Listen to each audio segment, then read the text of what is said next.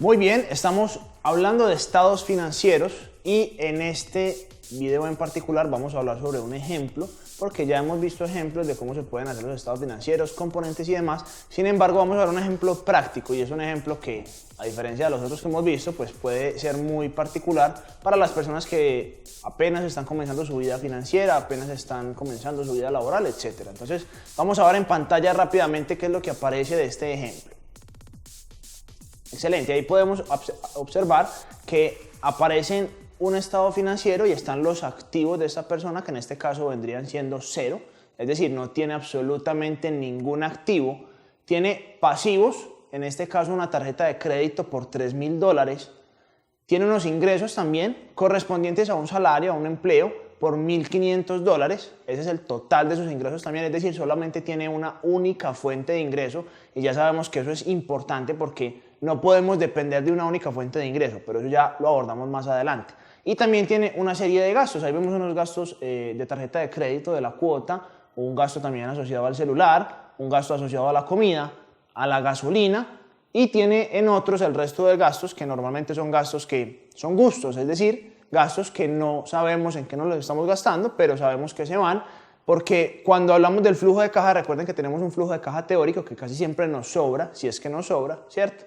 Pero en la realidad el flujo de caja casi siempre tiende a ser cero o negativo en algunos de los casos. Entonces, ¿qué pasa con este tipo de personajes? Pues que tienen, obviamente no podemos sacar un porcentaje desde el punto de vista de activos, dado que no tiene activos, ¿cierto?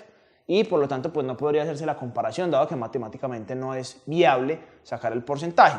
Sin embargo, sí podemos decir que el 100% de sus ingresos dependen de su salario y por lo tanto está corriendo en una situación bastante riesgosa. ¿Qué pasa si de pronto esa fuente de ingresos cesa, ¿cierto?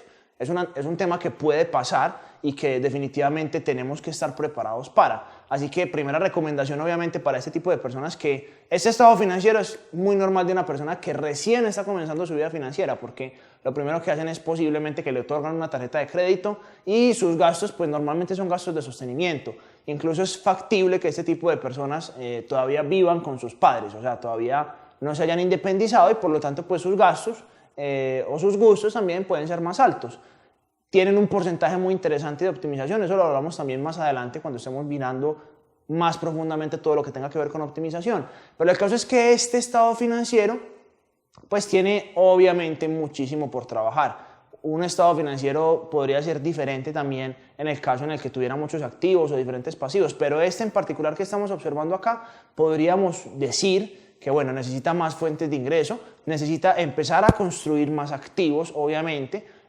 Podría empezar a revisar el tema de los pasivos siempre y cuando sea un pasivo bueno, un pasivo que le genere más dinero, o sea, un pasivo para comprar un activo productivo, o también revisar cómo puede verificar esos gastos que tiene, cómo los puede mejorar, cómo puede optimizar esos gastos, que del concepto de optimización no hemos hablado todavía demasiado, pero ya vamos a ver de qué se trata. Entonces, este ejemplo es perfecto de un estado financiero para una persona que, como les digo, o es estudiante y está trabajando, o está recién comenzando su vida laboral, o todavía de pronto está viviendo en la casa de sus padres o de su familia, que todavía no es independiente.